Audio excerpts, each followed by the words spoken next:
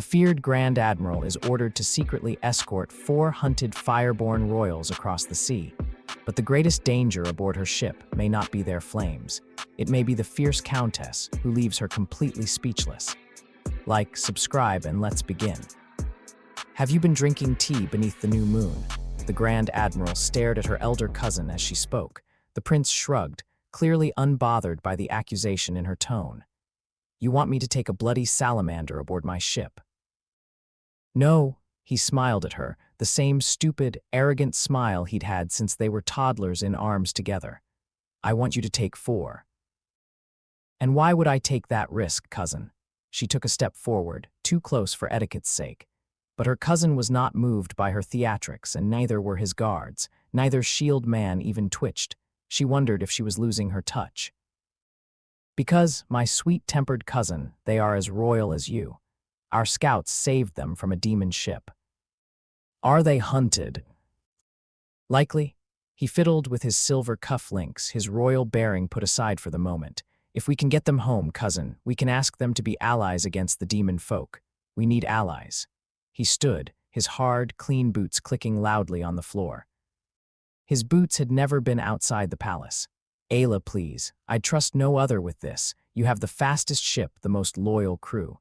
He placed a hand on her jacket, rubbing her arm affectionately. She tried not to prickle at the overly familiar gesture. Her cousin was one of the few who had earned it. I won't order you to take this job, but I ask, please? She stared at his face, boyish despite his 40 years. He gave her a pout that was better suited to a child's face before his easy demeanor returned.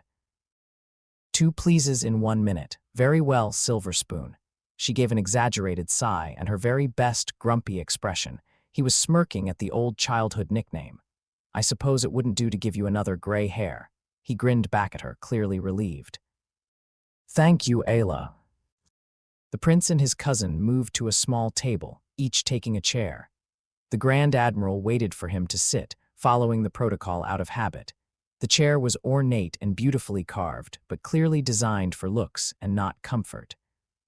It took self-control for her to remain in the chair instead of pacing as they discussed details. They spent some time going over the arrival plan. No one could know who she moved, so they would arrive cloaked in blue. The blue had been the Grand Admiral's plan. She fancied putting watery colors on fiery salamanders. I will have the apothecary mix up some of their special fire-fighting foam, he continued. It will be delivered to the Dragon's Tooth within the hour. He waved his hand, and 2 servants approached with tea and biscuits. The Grand Admiral took her cup, dumped 4 cubes of sugar in it, and then waited for the prying ears to skedaddle. The servant girls bowed so low their braids touched the marble floor. They scurried away like mice. She waited for the echoes of their footfalls to die before she continued talking. You said there were 4. She took a sip of the hot beverage. Are they finger wigglers? She motioned with her left hand, wiggling her fingers as she had seen their court casters use magic. Do I need to worry they will burn my ship in the night? Her cousin took a sip of his own tea, looking into the cup. His grip tightened. The man certainly is, the prince explained softly. I have never seen such striking red hair. The woman, I don't believe so. Her hair was black and plain. He bit down on a biscuit, taking slow, purposeful bites. Oh, these are glorious. You are missing out. Cousin, she put her cup down harder than was necessary. The teaspoons rattled impressively. What aren't you telling me? That's only 2. The boys, I'm not sure. Their mother kept their heads covered. It is their custom, I'm told, that children wear coverings on their heads. Boys? Ayla echoed. Children. The Admiral considered her crew's reaction to a pair of literal children with fire magic in the cabin. She began rearranging the crews in her mind from one ship to another. Loyalty went far, but some of her people had limits, very reasonable limits. No older than Callum, they are playing as we speak. Ayla stared in horror. 3 more people switched ships in the duty rosters in her mind. She needed more time to process. Callum's 6. My son is 8 now, thank you. You missed 2 of his birthdays out at sea. These boys have impeccable manners and are well taught, as I would expect from any Digna heir. Heirs, she hissed. Heirs had expectations. She moved another two from her flagship to another. There were some folks you just did not let near nobility. I did tell you they were as royal as you, cousin. The adults are a count and a countess, though given her black hair I'm inclined to believe the countess is married in. He shrugged, wiping crumbs from his silk trousers before he stood. His recited pedigree was enough I did not ask hers. She is the mother of the boys, but he did not lay claim to them as sons. Of course, he was also affectionate with them in my presence, so he may simply be subtle. Dare I ask? She stabbed a knife into the biscuit, watching it crumble a moment before she slathered butter on it. No reason to pass up good food, even if she was put out by her cousin's insane requests. His grandfather is King Melcher. He is the firstborn of the second-born. Closer to the crown than you, cousin. Bah, he's welcome to whatever crown he likes in his own lands. She took a bite. The butter had lavender in it. Odd choice, something floral but strangely delicious. I'll get his royal salamander self home, she continued as she chewed. Her cousin wrinkled his nose but did not comment on her lack of manners. I'll leave with high tide. Make sure they are there and ready. Thank you, Ayla. He slouched a little, breathing easier as if he had carried a great weight on his chest that she had lifted. I'll send word to the quartermaster that you be fully stocked on my purse, not yours. By your leave, then, I have a crew to wrangle. She stood, bowing her head slightly. It wouldn't do to buck all manners and traditions. His lips quivered in a smirk that he quickly schooled. Safe travels, cousin. A flash of regret passed across his face, subtle and gone in a moment, but his voice sounded deeper when he spoke again. I hope to see you when you come back. He meant if she came back, that much was obvious. She glanced back at the only cousin who had ever made time for her. She gave him her best grin. I'll be back in a year. You'll owe me a chat, some tea, and a fine cake after that long of a trip. He smiled back, the smile tentative but true. The Grand Admiral stomped out past the guards, ensuring she left some dirt from her boots behind. If her poor cousin couldn't get outside the keep walls, she would just bring him some outside. It wouldn't do to let his head get too big. She heard a horrified, stifled sniffle from one of the endless ladies-in-waiting. She ignored the posh, pampered woman. What did she know of the outside world anyway? The market beyond the palace walls was busier than usual. The cacophony of the marketplace was almost shrill. Children shrieked in glee, one streaking by her, covered head to toe in mud as others gave chase. She gave them a fierce glare, and they gave her a wide berth. Vendors called out, selling fish, protection amulets, love potions, ale, and fortune-telling. She gave the star readers a wide berth, no reason to draw their attention to her. The Admiral had no desire to have her fate told to her, even if the odds were they were only charlatans. She passed by a baker's stall, but his product's fresh smell only overpowered the scent of unwashed bodies, dead fish, and salty air for a moment. Still, the Grand Admiral purchased his stock of cheese buns. It would be nearly a year before she was in this port again. She would want the treat for her nerves. She would have to send the quartermaster for extra tea for her guests. She could not have the salamanders thinking she was uncivilized. Tea did not spoil or rot, and was one of the few luxuries she could keep without guilt. Loose, dried leaves in small boxes never bothered anyone. Perhaps she'd get a lavender tea, given how delicious the bun had been.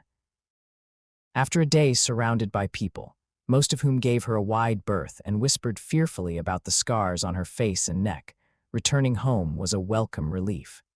Boarding her ship, the Grand Admiral was finally able to breathe, to be herself. The red-stained oak rocked gently, as if breathing along with Ayla. She strode to the mainmast, placed her hand on the great beam of wood. We have a task, old girl. The ship did not answer, but as Ayla whispered her insecurities to the wood, she felt a weight lift. She told her ship of their task, of her worries about baby salamanders and nobles with sticks up their rears. The dragon's tooth would see them through the long voyage. She was steadfast, perfect. Ayla had only to be as strong as her ship, and all would be well. It took 3 hours to have the crews track down those on shore leave, and another hour to rearrange the few people she suspected would be uneasy or worse with children aboard. Her vessel was meant for war, for speed, not for comfort and transport of civilians. Still, she ordered the first mate to clear his cabin, offering to let him bunk with her. "Are you sure, Grand Admiral, I can bunk with the crew?" "Evander, you questioning your captain?" She perked an eyebrow up, a slight smirk playing across her lips. He relaxed at the teasing tone. "No, sir," he replied quickly. He laughed a little. "Them royals got you all tied up in knots." "Not just them," she grouched. "Prepare your cabin for guests. Drag cots in, it needs to house 4. He nodded swiftly and took off. Half an hour before high tide was truly upon them, 4 figures cloaked in pale blue approached the ship. The tallest one was a barrel-chested man who walked with as much authority as any prince. The cloak's hood was pinned to his head with a silver circlet. Folks in the market scattered out of his way. The woman and her 2 small children trailed behind him at least 4 paces, all 3 with their heads bowed and hustling to keep pace with the longer legs of the man. Ayla felt her blood burn. How dare he treat a woman as if she were inferior? Dragon's saggy egg sacks. She hated him already. No one questioned the man as he came aboard the ship. Whispers erupted as the short, plump woman and her 2 small children began their ascent. The Grand Admiral whistled sharply, and the whispers on the ship died instantly. Once their guests were aboard, the Admiral whistled again, this one a trill they all knew. "All hands, prepare to leave port." The burst of activity was immediate.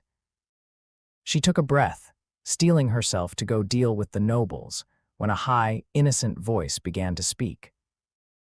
"Mommy, what's wrong with her face?"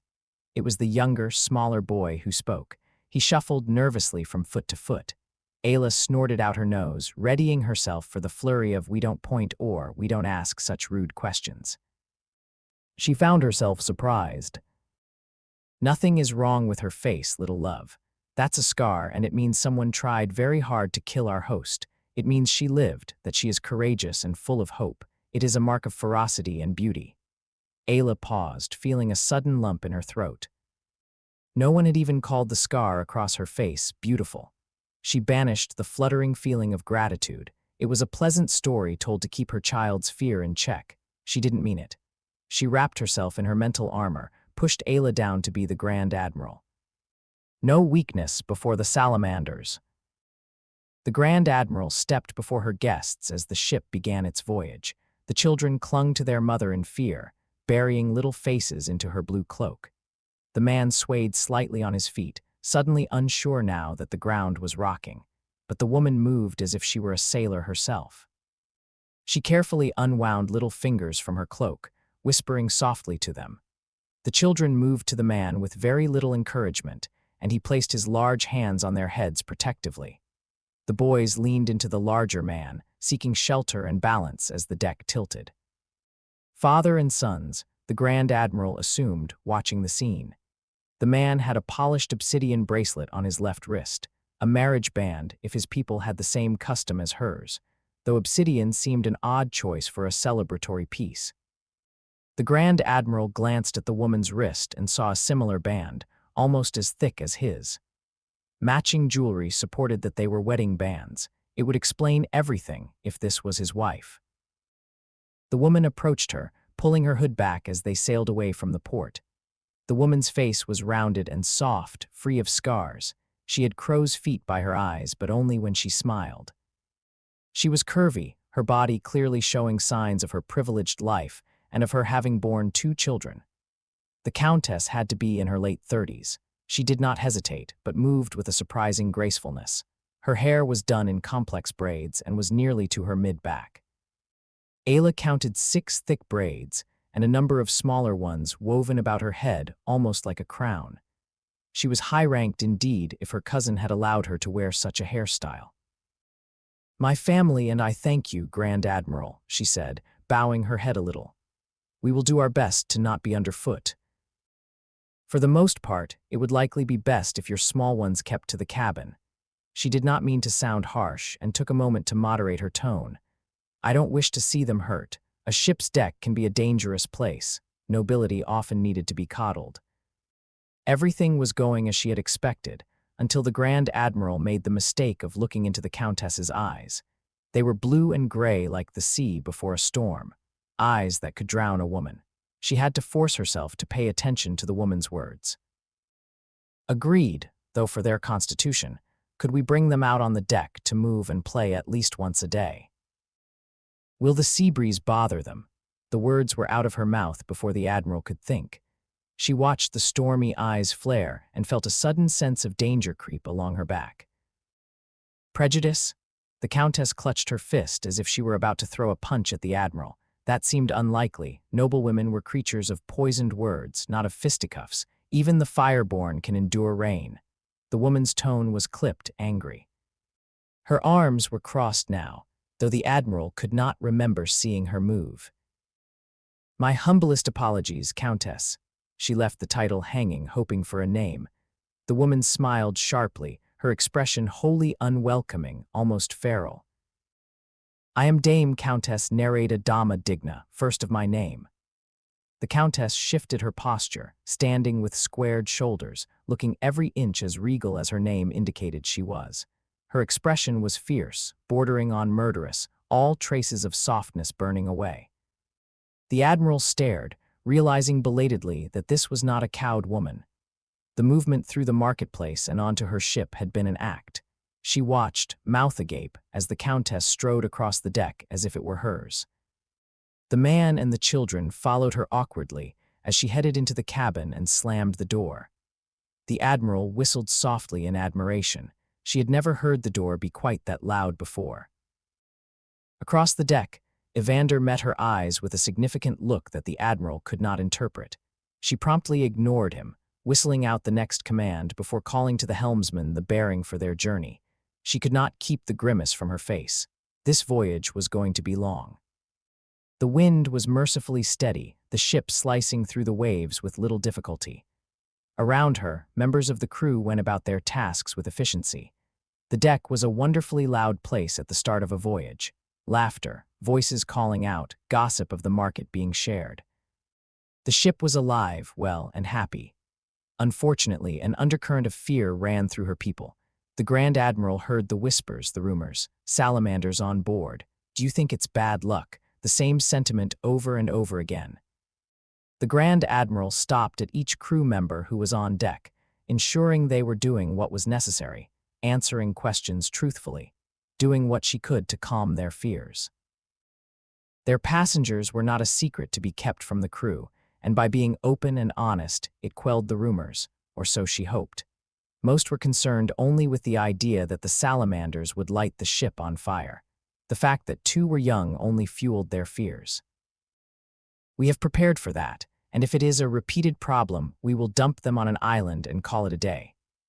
She was, of course, only mostly joking when she said this, over and over, to fearful men and women. The ability to call fire from the very air was a well-known ability of the salamanders, though only the red-haired ones could manage such a thing.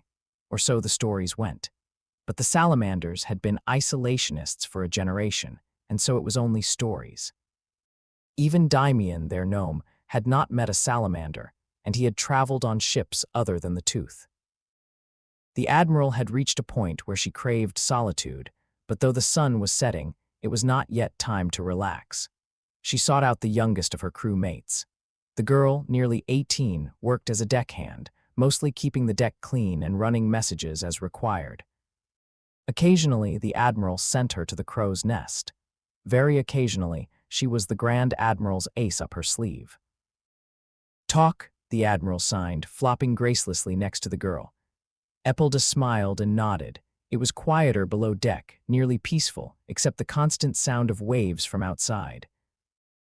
About the new people. Her hands moved fast, faster than the Admiral, and while more than half of the crew could sign a few words, danger, help, Admiral, food, thank you, only the Admiral could truly converse with the girl. And so, haltingly, the Admiral signed to her voiceless deckhand. She spoke as well, filling in the gaps of their piecemeal hand language. It was said the sylphs could all speak a language like it, that children were raised to speak with their hands and not their voices, for a wind-touched sylph could do serious damage with their raised voice. Admiral had purchased a book that taught some basics, but all of their ship-related signs were made up by them. "I need you to not hum if they are above deck," the Admiral signed. She placed her hand on the girl's shoulder. "We don't know them. We cannot trust them." She spoke those words out loud, staring into Epilda's silvery eyes as she did. The girl nodded seriously. "I'll be careful and secret," the blonde adolescent signed, struggling for a better word but finding none. "What will you tell them about me?" "The same that's in any notes, that you are a child I found. None of the other details are their concern, not your injury, and especially not your lineage." The Admiral pulled the girl into a sideways hug. "I promise to protect you. That means from busybody nobles and pirates alike." The youth chuckled and nodded. The Admiral stood and bid her not quite daughter a good night, stopping only to fuss with the girl's braids. Her thin, flyaway hair was impossible to keep properly plaited. Meals were handed out, and the Admiral asked Evander to deliver meals and tea to their guests. She hoped sending the tea would help smooth the ruffled feathers of the noblewoman. "It would mean more if the tea was delivered by you, Admiral," her first mate pointed out with a mischievous grin. "Less you're afraid that soft-looking lady's gonna give you trouble." "I'm not afraid of a pampered noble who probably has never lifted a sword, let alone seen a battle." Her first mate made a guffaw and almost lost the tray of tea. She narrowed her eyes at him. "What do you know?" "Only what she told you," he grinned cheekily. "Or did you miss it?" "Miss what?" "She claimed knighthood." There was a beat of silence between them as the Admiral processed his words. "Maybe knighthood is inherited," she said at last. "There is no chance that soft woman led troops to battle or fought her way to a great victory. She probably cries at the sight of blood." She drummed her fingers on her desk, trying not to think about the pleasantly curvy, soft woman or her stormy eyes. "Their customs aren't ours. We should stop assuming what applies to us also applies to them." "Then you'll take the tea." She playfully threw a rag at him, but snatched the tea. She stomped out of her own cabin, attempting and failing to keep her frustrations off her face. She took a breath. The salty air reminded her where she was, who she was. The Admiral lifted her left hand and knocked. The Countess answered the door. Her long hair was no longer confined to braids, but cascaded down her back in a wavy waterfall. Ayla had never seen a noblewoman's hair so free, had never seen hair that long save her own. A passing fancy echoed in her mind that she would love to touch the hair, weave it back into braids, or be the reason it was undone and in disarray. She forced the thought down and tried to keep her embarrassment hidden. "Tea," she muttered sullenly, looking down at the other woman's boots. They were well worn, caked in dirt, and the woman's feet were small but wide. Despite her softness, she was a sturdy woman. "I am sorry for being a prejudiced arse earlier." She winced at her own wording. But the Countess chuckled a little, a sound like rain on the sails. "Apology and tea accepted." She tossed her hair over her shoulder, likely so it would not fall into the tray as she took it. The Admiral looked away again, heat climbing up her cheeks. It was not appropriate to look at a woman in such a state. "Have I done something wrong?" The Countess's voice was light, almost playful. The Admiral began to admire the lines in the wood of the door. It was sanded so smooth but had maintained the grain's beauty. "Oh," the woman sounded almost disappointed. "I have." "No, Your Grace," the Admiral replied softly. "I came when you were not expecting company. I meant no disrespect." "Admiral, I am fully dressed and you are. You look like you've seen me unclothed." The Admiral did her best to ignore the heat in her cheeks, but it was becoming increasingly difficult to pretend that all was well. "Your hair is unbound, Admiral stuttered and then turned her back to the Countess. "It's a mark of rank and respect among my people to have hair bound once a woman reaches maturity. We have rules about hair length and number of braids.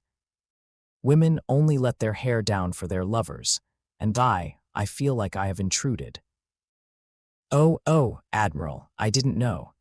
The woman pulled up her hood, fully covering her hair. "I didn't mean to make you uncomfortable." But you aren't." "No, Admiral. Braids are a practical choice for travel, but I don't usually bind my hair, but I will for the duration of the journey. I would not want to unnerve you or your people." She paused, looking out at the sea with something that might have been longing. If my hair is covered, is that acceptable? Acceptable but not ideal, the Admiral replied after a long pause. If the wind is strong, the hood or cap may not hold. I'll braid my hair when we venture out of the cabin, Admiral. I am sorry again. The Admiral stuttered a quick goodnight. She took controlled, measured steps until she entered her cabin. When the door clicked shut, she closed her eyes and sank to the floor. What was wrong with her? Why did she become a blithering idiot in front of the Countess?